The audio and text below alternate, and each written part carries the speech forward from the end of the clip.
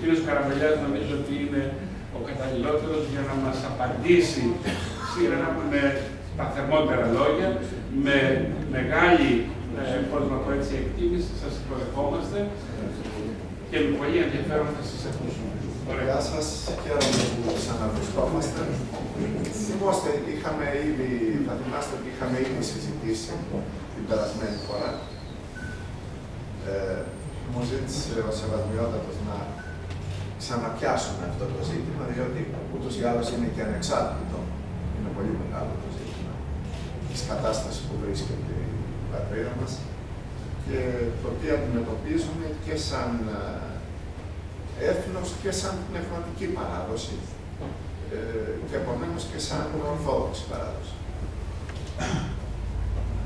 Όπως ίσως θυμόστε, όπως έλεγα την περασμένη φορά, ο ελληνισμός βρίσκεται ίσως στην κρισιμότερη στιγμή της ιστορίας του.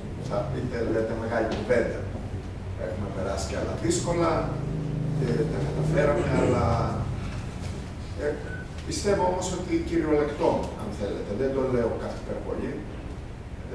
Νομίζω ότι ποτέ άλλοτε δεν είχαμε μια κρίση η οποία να είναι ταυτόχρονα υλική και πνευματική, οικονομική και δημογραφική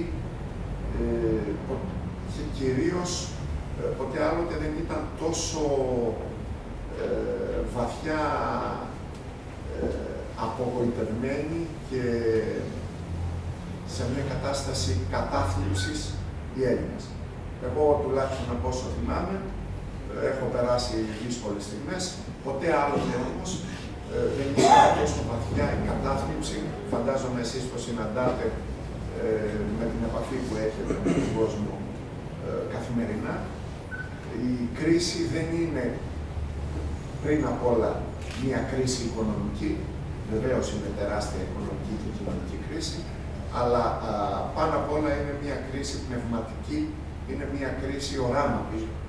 Η κοινωνία μας υποφέρει βαθύτατα γιατί δεν έχει, ο λαός μας δεν έχει ένα όραμα και όπως ξέρετε οι Έλληνες χωρίς όραμα χάνουν. Σε όλες τις στιγμές της ιστορίας μας, όποτε δεν είχαν ένα ισχυρό όραμα, τα πράγματα δεν πηγαίναν καλά. Και αυτή τη στιγμή κινδυνεύουμε κυριολεκτικά μέσα από την πίεση την οποία εφιστάμεθα από την Ανατολή και τη Δύση, με ιστορική, για άλλη μία ιστορική συρρήκνωση. Όταν λέω την πίεση από την Ανατολή και τη Δύση, αυτό ορίζει και την πραγματικότητα του χώρου μας. Πολλοί λένε η Ελλάδα είναι Ανατολή, άλλοι λένε είναι Δύση. Η Ελλάδα δεν είναι ούτε Ανατολή ούτε Δύση. Είναι ένας αυτόνομος χώρος. Είναι ο χώρος που περιλαμβάνει εμάς και τους υπόλοιπους ορθόδοξους λαούς με κέντρο και αφετηρία τον ελληνισμό, γιατί όπως ξέρετε η Ορθοδοξία είναι η παράδοση η οποία συνεχίζει την ελληνική παράδοση.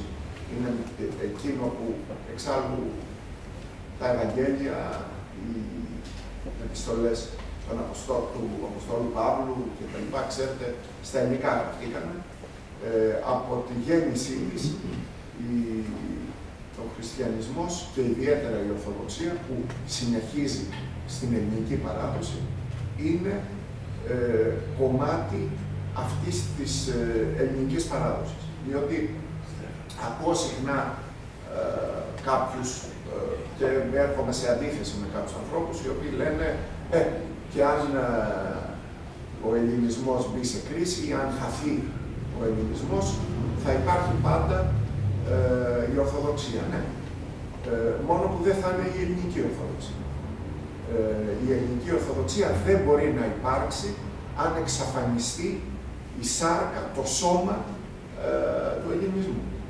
Και σήμερα δεν βρισκόμαστε στις συνθήκες που βρισκόμαστε πριν από 1, 2, 3, 4 αιώνες όταν μπορεί να μην είχαμε ακόμα και εθνικό κράτος, να μην υπήρχε ένα ελληνικό εθνικό κράτος, όμως ο ελληνισμός ήταν ισχυρός σε όλο τον περίγυρο, σε όλο αυτό που λέμε καθημάς Ανατολή. Από τότε και μετά έχουμε υποστεί διαδοχικές εκδηλώσεις.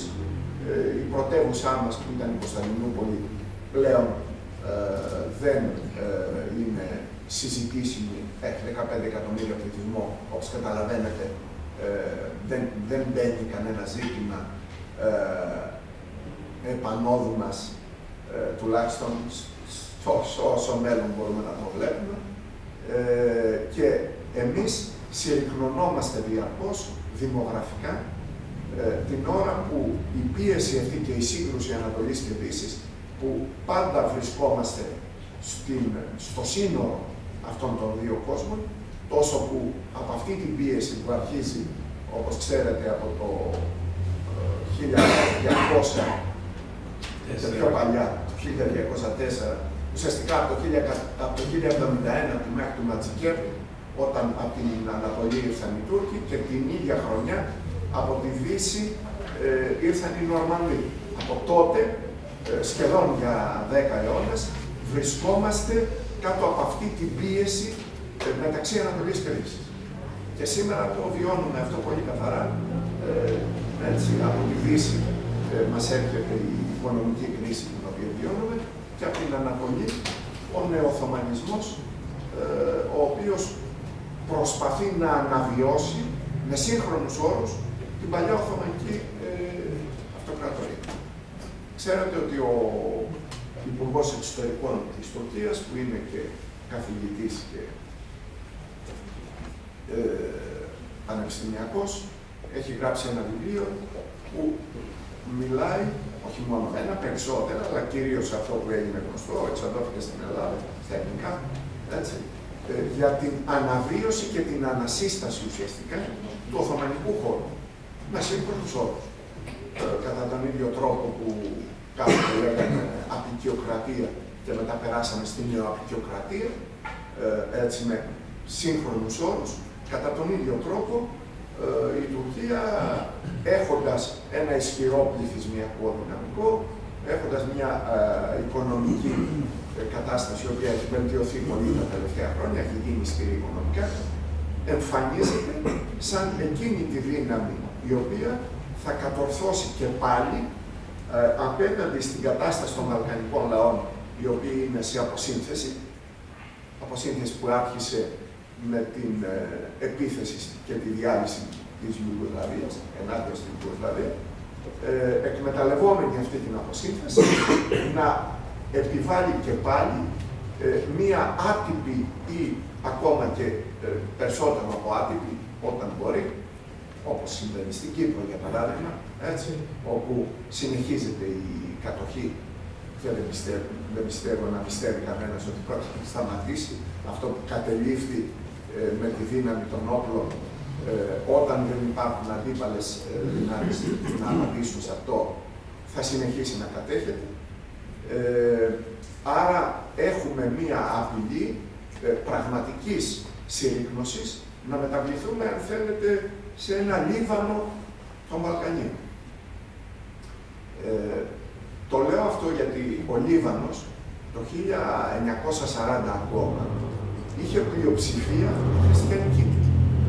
Σήμερα στην Νότια Αμερική και στην Βόρεια Αμερική, αλλά κυρίως στην Νότια, βρίσκονται εκατομμύρια Λιβανέζοι, απόγονοι των Λιβανέζων, οι οποίοι σταδιακώς εγκαταλείπουν το Λίβανο. Ή βλέπετε στη Συρία αυτή τη στιγμή διαδραματίζεται ίσως η τελευταία πράξη της ύπαρξης χριστιανικών πληθυσμών, έτσι, που είναι απόγονοι δικοί μας, γιατί δεν πρέπει να ξεχνάμε ότι η Συρία και ο Λίβανος, γιατί ο Λίβανος είναι κομμάτι της Συρία, ήταν για 1000 χρόνια ελληνικές περιοχές. Η Αντιόχεια ήταν μια από τις μεγαλύτερες ελληνικές πόλεις. Αυτή λοιπόν η πραγματικότητα, η οποία σταδιακώς οδήγησε στην έξοδό μας από τη Μικρά Ασία, από την Κωνσταντινούπολη, από την Ανατολική Θράκη κτλ. Έρχεται σήμερα να χτυπήσει την πόρτα μας το ίδιο το τελευταίο κομμάτι του ελληνισμού, που είναι το ελληνικό και το κυπριακό κράτος. Διότι σήμερα ο ελληνισμός υπάρχει σε αυτά τα δύο κράτη, τα οποία είναι σε κρίση, και τα δύο ταυτόχρονα. Και επειδή βρισκόμαστε σε μια ιστορική στιγμή που η Δύση βρίσκεται σε υποχώρηση παγκοσμίως, έτσι, αν δείτε τα οικονομικά δεδομένα, τα πληθυσμιακά δεδομένα, έτσι, έχουμε μια τεράστια υποχώρηση της Δύσεως έναντι της Ανατολής. Ο πρώτος χώρος ο οποίος αντιμετωπίζει αυτή την κρίση, την αλλαγή των συσχετισμών δύναμης, όπου η Ανατολή είναι και η Κίνα, για παράδειγμα, έτσι που γίνεται το παγκόσμιο οικονομικό επίκεντρο. Ανατολή είναι η Ισλαμική Ανατολή, που είναι δίπλα μας. Ή ο Αφρικανικός χώρος, ο οποίος είχε, θα σας θυμίσω ότι η Αφρική είχε περίπου 150 εκατομμύρια πληθυσμό όταν πήγαινα εγώ στο σχολείο και διαβάζαμε τον πληθυσμό της Αφρικής, και τώρα σε λίγα χρόνια θα ξεπεράσει τα 2 δισεκατομμύρια. Δηλαδή, έχουμε τεράστιες αλλαγές που γίνονται στον ιστορικό μας περίγυρο. Κυρίως για μας είναι αποφασιστική σημασία το δημογραφικό, το οποίο επιδεινώνεται μαζί με την οικονομική και την κοινωνική κρίση την οποία περνάμε. Ξέρετε ότι όχι μόνο φεύγουν οι νέοι μας, αλλά δεν κάνουν παιδιά. Υπάρχει δηλαδή μια επιδείνωση της ήδη υπαρκτής δημογραφικής κρίσης. Και αυτή η γειτονική Τουρκία, με την οποία επί 1000 χρόνια βρισκόμαστε σε αυτή την κατάσταση της αντιπαράθεσης με τους Τούρκους, διότι και βρισκόμαστε σε αντιπαράθεση, διότι οι Τούρκοι κατέχουν τα εδάφη που συγκροτούσαν κάποτε τον ελληνικό κόσμο. Επί Βυζαντίου, το κέντρο της Ελλάδος, όπως ξέρετε, ήταν η Μικρά Ασία. Δεν ήταν η Ελλαδική Χερσόνησος, η οποία ήταν αδύναμη τότε πληθυσμιακά και οικονομικά. Το επίκεντρο και αυτό που έδινε τη δύναμη στον ελληνισμό ήταν η Μικρά Ασία. Αυτό χάθηκε. Τώρα έχουμε μείνει να αντιμετωπίσουμε αυτή την κρίση, αυτό το κομμάτι του ελληνισμού που είμαστε εμείς, και που η Τουρκία έρχεται χρησιμοποιώντας και την επιρροή της στο Ισλάμ.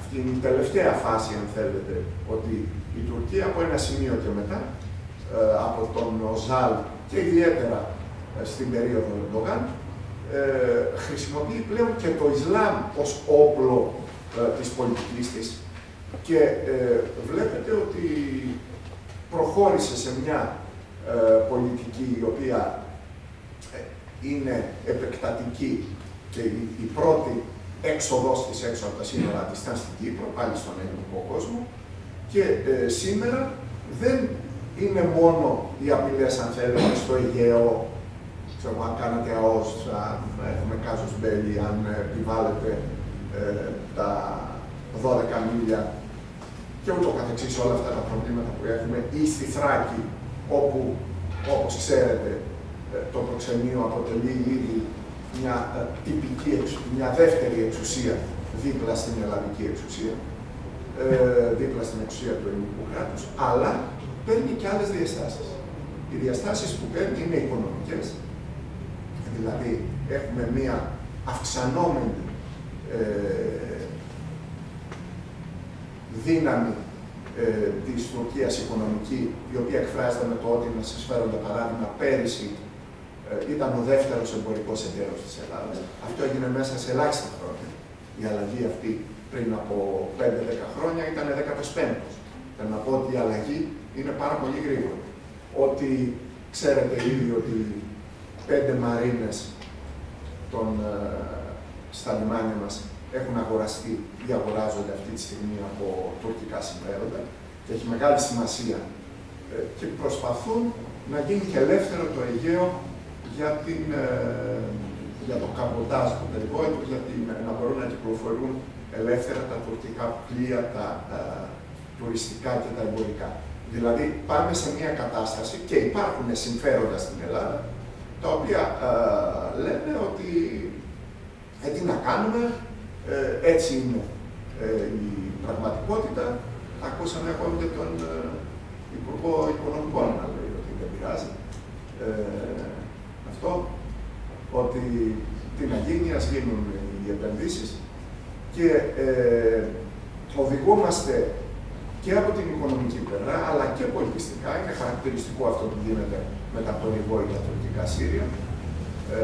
Το γεγονός δηλαδή ότι ευθύζονται και η σημασία των Σύρια δεν είναι μόνο ότι βλέπουμε τουρκικά Σύρια, βλέπουμε τον Σουλεϊμάν, ο οποίος είναι ένας κατακτητής του ελληνικού χώρου, έχει καταστρέψει την Κέρκυρα, ας πούμε, 20.000 νεκρούς, ή την Ρόδο, γιατί ο ίδιος συμμετείχε σε αυτά, έτσι, στην κατάληψη της Ρόδου, αλλά κυρίως τα νεότερα παιδιά και οι νεότεροι εθίζονται και πάλι, όπως εθίστηκαν τα προηγούμενα χρόνια στην Αγγλική, εθίζονται τώρα στην τουρκική γλώσσα. Γι' αυτό εξάλλου ένας από τους όρους που έχουν θέσει οι Τούρκοι για να τους δίνουν ευθυνά τα Σύρια στα ελληνικά κανάλια, είναι ότι δεν θα μεταγλωτίζονται και θα μεταδίδονται, είναι όρος στα συμβόλαια αυτά, και θα μεταδίδονται στην τουρκική γλώσσα. Και ήδη ακούσει τα πιτσιρίκια να λένε μπουρέκ και άλλα τέτοια, δηλαδή, και είναι λογικό, έτσι, τα παιδιά που έχουν μεγαλύτερη να αρχίζουν να παίρνουν και να εθίζονται στην πολιτιστική, αν θέλετε, επανεμφάνιση της Τουρκίας στην ελληνική κοινωνία. Καταλαβαίνετε ότι αυτό δεν είναι κάτι πρόσκαιρο ή εύκολα περνάει. Πολλοί λένε, εντάξει, κάποια στιγμή το ίδιο συνέβη με τα βραζιλιάνικα σύριαλ, περάσανε, ή τα μεξικάνικα. Δεν είναι έτσι, διότι εδώ έχουμε κάποιους οι οποίοι είναι δίπλα μας, οι οποίοι μένουν δίπλα μας και που η επιρροή τους, η τάση είναι να αυξάνεται και όχι κάτι παροδικό. Μιλάμε δηλαδή για μία περίοδο και υπάρχουν και διανοούμενοι μας, οι οποίοι φτάνουν να λένε ότι απέναντι στη Δύση ας προσφύγουμε στην Οθωμανική Τουρκία. Δηλαδή, ναι, αντί πιάρα να βάλουμε το φακιόλι. Δηλαδή, δεν θα υπήρχε κανένα πρόβλημα να μάθουμε και τουρκικά και οτιδήποτε άλλο, αν όλα αυτά ήταν σε μια βάση ισοτιμίας. Δηλαδή, ένα ψευδές επιχείρημα που μας φέρνει πάρα πολύ είναι καλά, τι θέλετε, ας πούμε, επειδή είχαμε παλιά εχθρότητα, να συνεχίσουμε εσαΐ να τσακωνόμαστε. Δεν είναι αυτό. Το πρόβλημα είναι ότι η φιλία προϋποθέτει ισοτιμία. Άσχετα και με τη δύναμη του ενός ή του άλλου. Προϋποθέτει αναγνώριση των αμαρτημάτων και των αδικημάτων που έχουν γίνει. Πάλι αναφέρουν ως παράδειγμα τις γαλλογερμανικές σχέσεις και λένε πως οι Γάλλοι με τους Γερμανούς, οι οποίοι για 500 χρόνια συγκρούονταν, δημιούργησαν τη γαλλογερμανική φιλία. Μα αυτό είχε μία προϋπόθεση, ότι η Γερμανία μετά τον πόλεμο αναγνώρισε σε όλα τα επίπεδα τα εγκλήματα τα οποία διέπραξαν. Αναγνώρισαν επομένως και εκεί επάνω μπόρεσε να υπάρξει μια δυνατότητα συνδιαλλαγής. Όταν έχεις κάποιον ο οποίος καταλαμβάνει ελληνικό έδαφος στην Κύπρο, κάνει όλα αυτά τα οποία κάνει συνέχεια στο Αιγαίο, στη Θράκη κτλ. Σε απειλεί με κάζους μπέλι αν ασκήσεις νόμιμα δικαιώματα. Και ταυτόχρονα σου λέει φιλία. Καταλαβαίνετε ότι αυτή η φιλία αποτελεί τη φιλία του υποτελούς έναντι του Κυριάρχου. Αυτό δεν λέγεται φιλία. Με αυτή την έννοια λέμε ότι είναι δυνατόν κάποτε να υπάρξει μια συνεννόηση και μια συνδιαλλαγή ανάμεσα στους Έλληνες και στους Τούρκους, όταν θα πάψει η Τουρκία να αποτελεί παράγοντα απειλής και κυριαρχίας στη χώρα μας. Όσο αυτό γίνεται, αυτό δεν λέγεται πια φιλία, αλλά λέγεται μειοδοξία, αυτό που ασκούν πάρα πολλοί και επιχειρηματίες και ιδιαίτερα ένα κομμάτι του πνευματικού κόσμου της χώρας που μας λέει ότι, σας λέω για παράδειγμα, ότι είναι μια νέα σχολή στην ιστοριογραφία η οποία μας λέει ότι πια δεν πρέπει να λέμε τουρκοκρατία, αλλά Οθωμανική περίοδος. Εμείς δεν είμαστε και εμείς Οθωμανοί και συμμετείχαμε στο Οθωμανικό κράτος, το οποίο δεν απλά είχε μέσα Τούρκους, Έλληνες κτλ. Ξεχνώντας ότι το Οθωμανικό κράτος σήμαινε τουρκικό. Και οι Έλληνες όταν έλεγαν τούρκεψε κάποιος, τι εννοούσαν? Ότι έγινε μουσουλμάνος και άρα Τούρκος. Δηλαδή ήταν ταυτόσιμο και από εκεί είναι τόσο βαθιά δεμένη η ταυτότητα του ελληνισμού με την Ορθοδοξία, διότι όποιος πέρναγε το σύνορο της θρησκείας άλλαζε εθνική ταυτότητα. Και γι' αυτό έχετε αυτό το παράδειγμα που πολύ σωστά ανέφερε ο Σεβασμιότατος με τους τουρκόφωνους Έλληνες. Οι τουρκόφωνοι Έλληνες ήταν Ορθόδοξοι. Εκείνο που είναι το βασικό στοιχείο, παρόλο που είχαν χάσει τη γλώσσα, διατηρούσαν τον πυρήνα της ταυτότητας, ο οποίος ήταν η Ορθοδοξία, διότι αυτό ήταν το σύνορο που χώριζε. Γι' αυτό βλέπετε το πιο χαρακτηριστικό παράδειγμα δεν είναι η τουρκοκριτική. Η τουρκοκριτική είναι όλοι ελληνικής καταγωγής. Δεν έχουμε τουρκοκριτικούς. Ήταν ένα κομμάτι που όταν κατέλαβαν οι Τούρκοι από τους Ενετούς, από κόντρα στους Ενετούς και για συμφέροντα συγκεκριμένα, ένα κομμάτι κριτικών ασπάστηκε τον Ισλαμισμό. Αυτή είναι η τουρκοκριτική, οι οποίοι μιλάνε ακόμα ελληνικά. Όμως πρωτοστατούσαν στα στρατεύματα του Κεμάλ. Όταν έγινε η σύγκρουση. Δηλαδή, δεν είναι ζήτημα της καταγωγής, γιατί πάλι ένα από τα πολύ σπουδαία επιχειρήματα που ακούμε είναι ότι οι Τούρκοι στην πλειοψηφία τους είναι ελληνικής καταγωγής. Ναι. Αυτό δεν σημαίνει τίποτα, διότι η συνείδηση την οποία έχουν και η παράδοση και ο τρόπος με τον οποίο έχουν ανατραφεί τους έχει κάνει να είναι ακόμα χειρότερο και όπως ξέρετε οι γενίτσαροι, οι εξωμότες είναι πάντα οι πιο σκληροί πολέμοι των παλαιών ομοφύλων τους.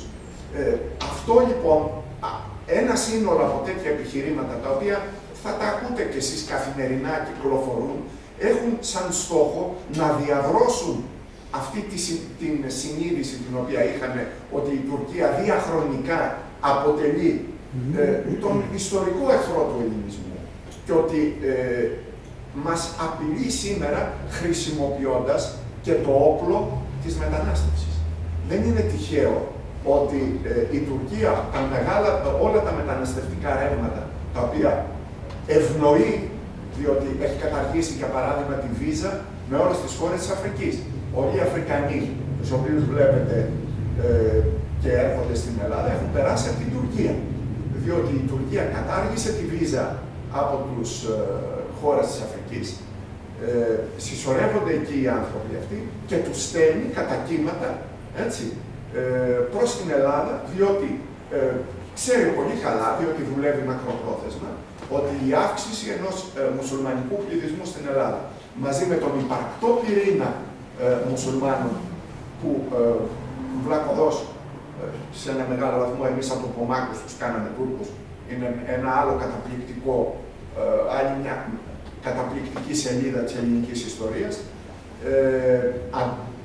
ότι με αυτόν τον υπαρκτό πυρήνα και προσέξτε κάτι που δεν συζητάμε συχνά, στα σύνορα της Ελλάδας με την Βουλγαρία, που πλέον λόγω Ευρωπαϊκής Ένωσης είναι ελεύθερη διακίνηση, ζουν 1 εκατομμύριο μουσουλμάνοι και εκτουρκισμένοι Πομάκοι και Τούρκοι. Στην Βουλγαρία των 7 με 7,5 σήμερα εκατομμυρίων. Για να δούμε ένα παράδειγμα μιας άλλης χώρας που έχει προχωρήσει αυτή η διαδικασία.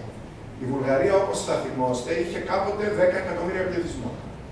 Μετά την κατάρρευση και την κρίση, την έξοδο και την υπογεννητικότητα που είναι χειρότερη από εμάς, έχει καταρρεύσει πληθυσμιακά. Έχει μείνει γύρω στα 7, κάτω από 7,5 εκατομμύρια σήμερα, γύρω στα 7 εκατομμύρια, και έχει 1 εκατομμύριο μουσουλμανικό και τουρκικό πληθυσμό, οι οποίοι είναι ρυθμιστές της πολιτικής ζωής, διότι είναι ακριβώς. Είναι πότε με το ένα κόμμα το κυβερνητικό, πότε με το άλλο και ρυθμίζουν την πολιτική ζωή. Αν σκεφτούμε λοιπόν ότι στα σύνορα, γιατί λένε πολλοί, στη Θράκη, όσοι είναι οι μουσουλμάνοι, είναι 100 τόσες χιλιάδες, δεν είναι πρόβλημα. Ναι, μόνο που η βάση μιας μελλοντικής αυτόνομης περιοχής μουσουλμανικής θα περιλαμβάνει την βουλγαρική και την ελληνική Θράκη, όχι μόνο την ελληνική.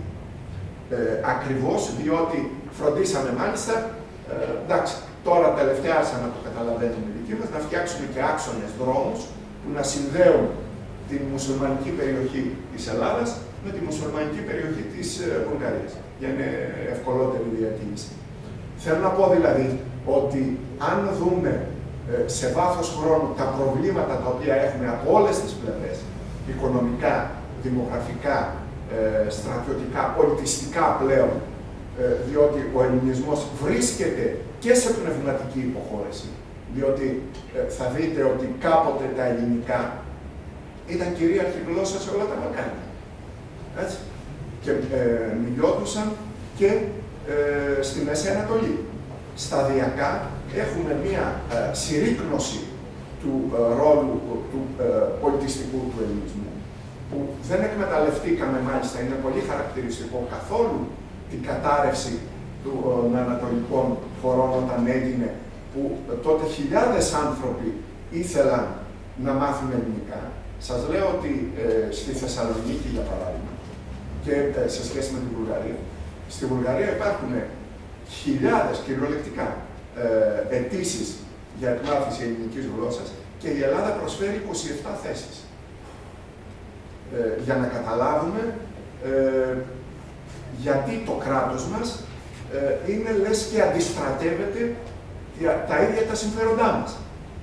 Αντί να έχει μία πολιτική που να επαναφέρει τα ελληνικά σαν μια σημαντική γλώσσα, μια και είναι και δεμένα και με τη γλώσσα του Ευαγγελίου και τη γλώσσα της θρησκείας, με την οποία έχουν συνάφεια οι άνθρωποι και βλέπουμε πώς οι ιεράρχες της Σερβίας, όπως ο Ράντοβιτς, ο Μπούλοβιτς, έτσι και άλλοι εδώ έχουν σπουδάσει και στα ελληνικά έχουν την παιδεία τους.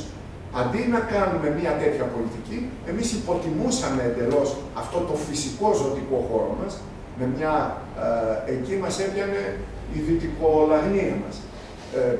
Θυμάμαι όταν πριν από 20-30 χρόνια, γιατί εγώ μιλάω για τα Βαλκάνια εδώ και 30 χρόνια, ως τον φυσικό χώρο που η Ελλάδα έπρεπε να βρει για να μπορέσει να ισοζυγίσει τον τουρκικό όγκο. Το λέει κάπου ο μεγάλος βυζαντινολόγος ο Ράντσιμαν, ότι όταν λέει οι Τούρκοι ήρθαν, πέρασαν από τη Μικρά Ασία στην Ευρώπη, οι Έλληνες μαζί με τους υπόλοιπους Βαλκανίους ήταν δυνατόν πολύ εύκολα να τους αντιμετωπίσουν. Όμως, πολεμούσαν μεταξύ τους. Το αποτέλεσμα είναι ότι έτσι ένας-ένας ιτήθηκαν από τους Τούρκους ακριβώς διότι πολεμούσαν μεταξύ τους.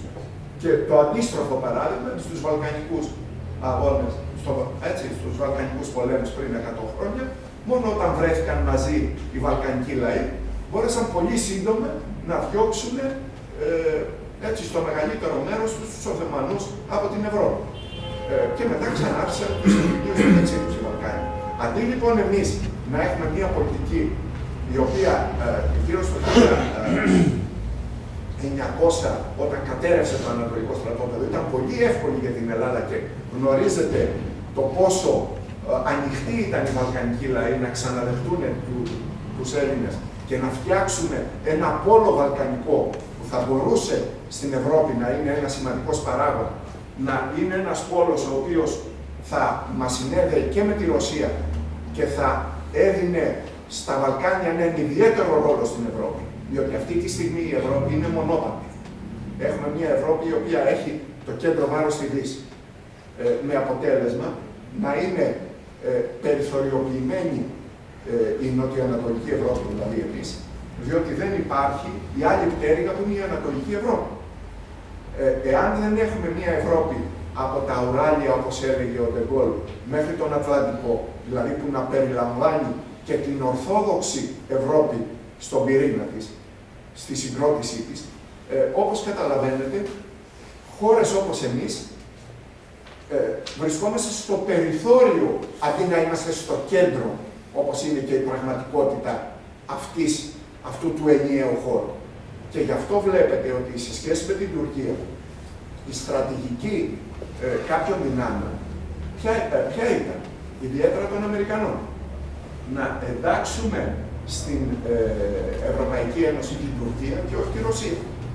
Δηλαδή, να μην γίνει η διεύρυνση στο φυσικό ευρωπαϊκό χώρο που είναι και που θα έδινε στην Ευρώπη μια αυτονομία προφανή, διότι όπως καταλαβαίνετε με τους φυσικούς πόρους και τη στρατιωτική ισχύ της Ρωσίας, μια Ευρώπη η οποία περιλάμβανε τη Ρωσία θα ήταν πραγματικά αυτόνομη και δεν θα εξαρτιόταν από κανένα.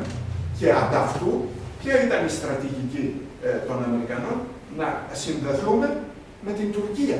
Και έβαλε και τις δικές μας πολιτικές ηγεσίες να ζητοκραυγάζουν και να διεκδικούν αυτό που θα είναι η καταστροφή μας. Διότι όπως καταλαβαίνετε, ένταξη σήμερα της Τουρκίας στην Ευρωπαϊκή Ένωση, με τις σημερινές συνθήκες, θα μεταβάλει τα νησιά του Ανατολικού τουρκικό χώρο. Δεν θα χρειαστεί καν να κάνουμε πόλεμο. Δηλαδή, βλέπουμε ότι τα προβλήματα, αν τα δείτε από όλες τις πλευρές, είναι πάρα πολλά. Τώρα βάζω μια άλλη παράμετρο. Θα θυμόστε ότι ο δήμαρχος, ο σημερινός της Χίου, που ήταν ο Μάρχης τότε, έτσι, πριν γίνει ο Καλλικράτης, είχε κάνει μια καταπληκτική δήλωση, είχε γίνει γνωστή τότε, ότι και τι πειράζει να έρθουν Τούρκοι στη Χίο, αφού είναι αδιανό το νησί. Αφού είναι αδιανό το νησί, αφού το αδειάσαμε, αφού το άδειασε η ελληνική πολιτεία που συγκέντρωσε όλο τον κόσμο στην Αθήνα και άδειασε, ας έρθουν τώρα να το καλύψουν οι Τούρκοι. Και βγήκε αυτός ο άνθρωπος, είναι δήμαρχος σήμερα, και είπε αυτό το πράγμα. Έχει ανοίξει μια διαδικασία που όλο και περισσότερο, είδατε ας πούμε ότι πρόσφατα η Τουρκία ετοιμάζει ένα πλωτό νοσοκομείο για να βοηθάει, υποτίθεται, τα ελληνικά νησιά. Αν φτάσουμε μέσω της οικονομικής κρίσης και σε αυτά τα σημεία, καταλαβαίνετε ότι σταδιακώς οι πληθυσμοί μέσα στην απελπισία τους και μέσα σε μια λογική υποτίθεται φιλίας θα μετακινηθούν πολύ πιο εύκολα σε μια τέτοια τύπου λογική. Δηλαδή, αντιμετωπίζουμε ένα μεγάλο πρόβλημα. Αν αρχίσει μια διαδικασία που το Ισλαμικό κομμάτι στην Ελλάδα, ο μουσουλμανικός πληθυσμός αυξάνεται και τα επόμενα χρόνια, αν σκεφτείτε ότι εκεί στο μουσουλμανικό χώρο έχουμε πολύ ισχυρή δημογραφία και μεγάλη μετανάστευση προς τη Δύση. Ότι αυτή η μετανάστευση περνάει από την Ελλάδα. Ότι η Ελλάδα την ίδια στιγμή έχει αδύναμη δημογραφία και μειώνεται ο πληθυσμός. Οι Έλληνες μειώνουν. Έτσι. Τα τελευταία χρόνια έχουν αρχίσει πια να είναι περισσότεροι οι θάνατοι από τις γεννήσεις. Αν αυτό το φανταστείτε σε ένα βάθος, όχι πολλών χρόνων, 50 χρόνων, η Ελλάδα θα έχει γίνει πια μια πολυεθνική, πολυπολιτισμική κοινωνία. Γι' αυτό ακούτε, εδώ και 20 χρόνια, πολυπολιτισμική, δεν έχουμε εθνική ταυτότητα κυρίαρχη, αλλά είμαστε πολυπολιτισμικοί. Αυτό ανοίγει τον δρόμο, έτσι, για μια τέτοια αλλαγή της ταυτότητάς μας. Δηλαδή, από χώρα να γίνουμε χώρος. Ένας χώρος μετάβασης, ένας χώρος ταμπών, έτσι, ανάμεσα στην Ανατολή και τη Δύση. Εξάλλου η Δύση, και ειδικά η Γερμανία, η οποία έχει κλασικές σχέσεις με την Τουρκία, έτσι και στον Πρώτο Παγκόσμιο Πόλεμο μαζί ήταν, και ο άξονας Βερολίνου, Κωνσταντινούπολης τότε και Άγκυρα σήμερα είναι πάρα πολύ παλιός ιστορικά. Γιατί? Διότι η Γερμανία μέσω της Τουρκίας θέλει να διεισδύει στον αραβικό κόσμο, αποτελεί τη γέφυρα, έτσι, και για την ίδια την Τουρκία. Εξάλλου 3 εκατομμύρια βρίσκονται στην Γερμανία. Αποτελεί λοιπόν αυτή τη σχέση Και υπάρχει μια κατανομή ουσιαστικά, την οποία την άρχισε η Γερμανία όταν διέλυσε την Ιουγκοσλαβία. Η διάλυση της Ιουγκοσλαβίας, η οποία ήταν ο ισχυρός παράγων ανεξαρτησίας των Βαλκανίων.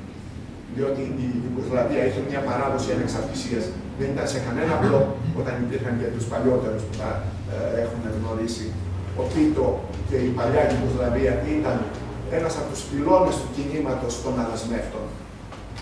Η Ιουγκοσλαβία δεν ήταν ούτε στο ΝΑΤΟ ούτε στο Σύμφωνο της Βαρσοβίας και αποτελούσε έναν χώρο αυτονομίας, βάση για την αυτονομία των Βαλκανίων. Οι Γερμανοί λοιπόν έκαναν ό,τι είχε κάνει ο Χίτλερ στη διάρκεια του πολέμου, κομμάτιασαν την Ιουγκοσλαβία στα ίδια κράτη που είχε κάνει ο Χίτλερ τότε. Ο Χίτλερ είχε φτιάξει Κροατία, Βοσνία, Μεγάλη Αλβανία κτλ. Το ίδιο είχε γίνει. Τα ξανά έκαναν σήμερα με τη δική μας συνένεση. Διότι συνενέσαμε εμείς όταν άρχισε η διάλυση της Ιουγκοσλαβίας. Χωρίς να καταλαβαίνουμε ότι η διάλυση της Ιουγκοσλαβίας αποτελούσε το προήμιο για αυτό που ζούμε σήμερα. Η διάλυση της Ιουγκοσλαβίας αποτέλεσε το πρώτο βήμα για την μεταβολή του χώρου των Βαλκανίων σε ένα χώρο μικρών κρατηδίων ή αδύναμων κρατηδίων. Έχουν φτάσει να έχει σχεδόν 15 κράτη κοντεύουν να έχουν τα Βαλκάνια. Έχουν γίνει δηλαδή, έχουν κομματιαστεί και επομένως είναι ελέγξιμα πολύ πιο εύκολα από τις δύο μεγάλες δυνάμεις, οι οποίες θέλουν να παίξουν ρόλο στην περιοχή μας, που είναι από τη μία πλευρά, αφήνω την Αμερική με τα συμφέροντά της, από τη μία πλευρά η Τουρκία και από την άλλη πλευρά η Γερμανία. Και αν δεν είχε γίνει τα τελευταία 3-4 χρόνια η σύγκρουση Ισραήλ-Τουρκίας, η οποία κράτησε λίγο την Τουρκία πίσω, έτσι, και δεν, διότι το εβραϊκό λόμπι στην Αμερική έπαψε να στηρίζει ανοιχτά την Τουρκία, διότι τη στηρίζει ανοιχτά όλα τα προηγούμενα χρόνια, ήταν ενάντια στην Ελλάδα. Θα είχαμε εξελίξεις πολύ πιο άσχημες ήδη. Αλλά ήδη, όπως τα είδατε, δοκιμάζουν οι Τούρκοι να τα ξαναβρούν με το Ισραήλ, διότι δεν είναι έτσι, διότι έχουν πολλά κοινά πράγματα και προσπαθούν και οι Αμερικανοί να παίξουν ένα ρόλο για να κλείσει αυτό το ρήγμα. Αν αυτό ξαναγίνει, θα δείτε ότι θα επιταχυνθούν και πάλι πολλές αρνητικές εξελίξεις. Άλλο πράγμα το οποίο κάνει η Τουρκία είναι η περικύκλωση. Δεν ξέρω αν είδατε, το γράφανε τις τελευταίες μέρες οι εφημερίδες, τις μεγάλες επενδύσεις που κάνει στα Σκόπια. Είναι τεράστιες οι επενδύσεις που κάνει, είναι η πρώτη επενδυτής πλέον στα Σκόπια. Είναι η Τουρκία.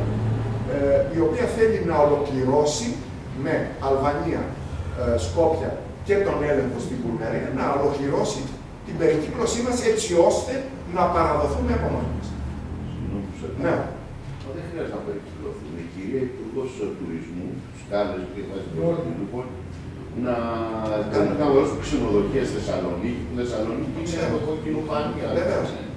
Και ο Δήμαρχος της Θεσσαλονίκης, ο Δήμαρχος της Θεσσαλονίκης πρωτοστατεί σε αυτά, ήθελε να ονομάσει και τις πόλεις και τους δρόμους της πόλης με τουρκικά ονόματα. Να μπουν κάτω από τα ελληνικά, να μπουν και τα τουρκικά. Θέλω να πω δηλαδή ότι υπάρχει μια ολόκληρη λογική στην οποία τα είχαμε πει λίγο την περασμένη φορά, προστίθεται και η προσπάθεια κομματιάσματος της Ελλάδας και εκκλησιαστικά. Μην πω ότι προηγείται σε έναν βαθμό αυτή. Δεν υπάρχει άλλη χώρα η οποία να έχει 5 διαφορετικές εκκλησιαστικές δικαιοδοσίες. Η μόνη χώρα που το έχει αυτό είναι η Ελλάδα. Δηλαδή είναι ήδη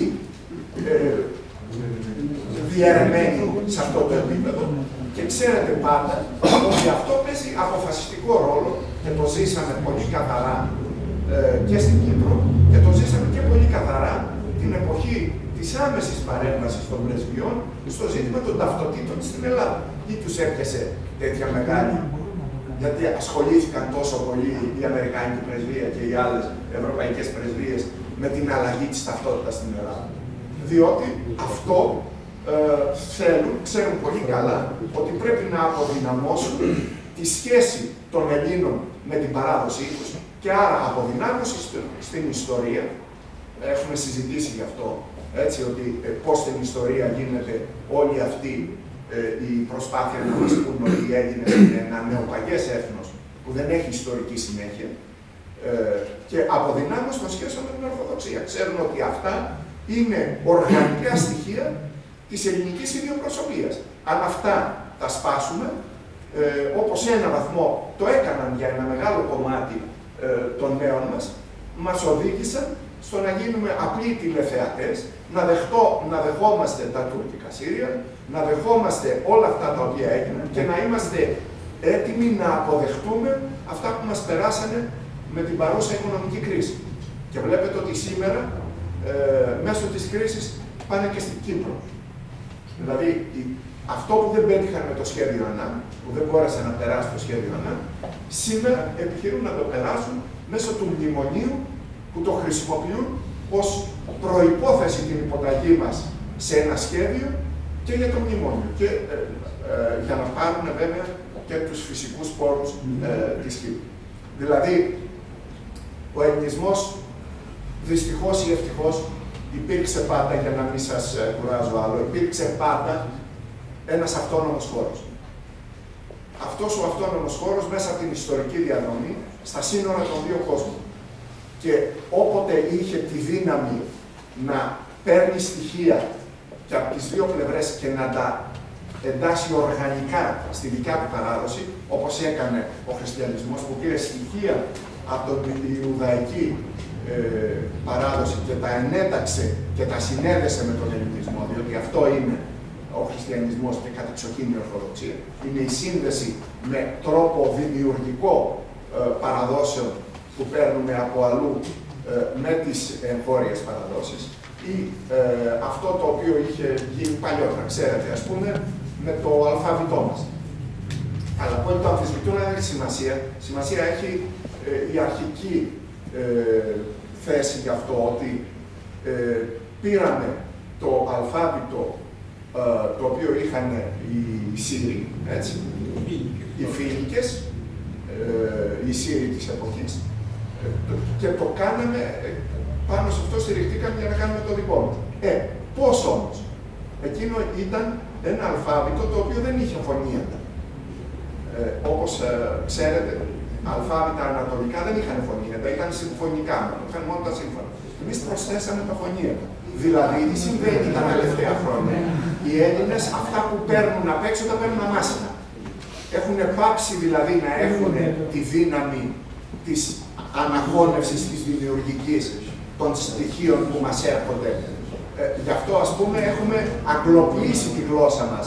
Έτσι, άκουγα σήμερα, όλοι ξέρουν, ας πούμε, άκουγα το πρωί στην τηλεόραση, λέει το έργο του Eugene O'Neill. Όλοι το ξέραμε, βγαίνει ο O'Neill. Ξαφνικά, ακόμα και αυτό το οποίο κάνουν όλοι οι λαϊκοί πλέον, δηλαδή, σε λίγο έρχεται και από εδώ και από την Τουρκία και από την Ανατολή ενός τέτοιου στοιχείου. Και τους μεν δυτικούς. Και αυτό είναι το μεγάλο πρόβλημα. Θα πείτε γιατί δεν θεωρείτε ότι είναι κυριότερο πρόβλημα η κυριαρχία της Δύσης? Να σας πω γιατί. Διότι με τους δυτικούς, όσες φορές βρεθήκαμε που μας κατέκτησαν, δηλαδή στην Κρήτη, στα Ιόνια, μετά από 1-2 αιώνες, οι Καθολικοί και οι Ενετοί είχαν γίνει Έλληνες. Είχαν γίνει Ορθόδοξοι. Αυτό το οποίο είχε συμβεί σε όλες τις περιοχές που μας κατέλαβαν οι Δυτικοί, πάντοτε μέσα από τη δύναμη της δικιάς μας παράδοσης, ελληνοποιήθηκαν. Ο Βιτσέντος Κορνάτ, τι ήταν, ο Σολομός, όλοι αυτοί έχουν καταγωγή ιταλική. Και έγιναν έτσι Έλληνες μέσα από τις γενιές και κυριότερα μέσα από τη μεγάλη δύναμη των γυναικών. Ναι, όχι, φυσικά. Είναι οι περισσότεροι, έτσι, έχουν καταγωγή τέτοια και όμως ελληνοποιήθηκαν. Αυτό δεν μπορεί να γίνει με το Ισλάμ. Εκεί γίνεται το αντίθετο. Το Ισλάμ βάζει μια διαχωριστική γραμμή, που είναι απόλυτη. Δεν μπορεί κάποιος από χριστιανός να γίνει από μουσουλμάνο να γίνει χριστιανός, επί ποινή θανάτου. Από εκεί έτσι είναι και το μεγάλο κίνημα των νεομαρτύρων, όπως γνωρίζετε έτσι στη διάρκεια της τουρκοκρατίας. Αυτή η πραγματικότητα μας, και επειδή οι Τούρκοι είναι δίπλα μας, και επειδή το Ισλάμ είναι σε επέκταση, γι' αυτό λέμε ότι ο μεγάλος κίνδυνος τον οποίο αντιμετωπίζουμε είναι ο κίνδυνος του νεοοθωμανισμού. Διότι είναι κίνδυνος πια ύπαρξης. Απέναντι σε αυτό, για να κλείσουμε, έχουμε μέσα άμυνας, έχουμε δυνατότητα να αποτρέψουμε μια τέτοια εξέλιξη, ή αυτή η εξέλιξη είναι αναπόφευκτη. Πριν είπα ορισμένα πράγματα γι' αυτό. Δηλαδή, ότι η Ελλάδα πρέπει πριν απ' όλα να ενισχύσει την ταυτότητά της. Και γι' αυτό και ο Σεβασμιότατος και εσείς και εγώ και πολλοί άλλοι αγωνιζόμαστε γι' αυτό όλα αυτά τα χρόνια, να ενισχύσουμε την ταυτότητα των Ελλήνων, ώστε μια ισχυρή ταυτότητα μπορεί να αντέξει σε ένα σύνολο από τέτοιες επιθέσεις και να βάλει το κέντρο βάρους και της πολιτικής ζωής και της πνευματικής ζωής αλλού, από εκεί που ήταν σήμερα. Άρα η ενίσχυση της ταυτότητας είναι το πρώτο σημείο, και εδώ εσείς παίζετε έναν πολύ σημαντικό ρόλο και το γνωρίζετε πρώτα-πρώτα με την επαφή και το ρόλο που παίζετε έτσι, στην πλειοψηφία του ποιμνίου και των ανθρώπων με τους οποίους έρχεται σε επαφή. Το δεύτερο στοιχείο είναι να ενισχύσουμε την παραγωγική μας αυτονομία. Δεν μπορεί να είμαστε ανεξάρτητοι και αυτόνομοι εάν το 73% που είχαμε φτάσει το 2008 των πραγμάτων που καταναλώνουμε είναι εισαγόμενα. Σε αυτό το ποσοστό είχαμε φτάσει. Μια παρασιτική κοινωνία, όπως είχε γίνει η κοινωνία μας, δεν μπορεί να είναι ανεξάρτητη. Θα είναι υποδουλωμένη.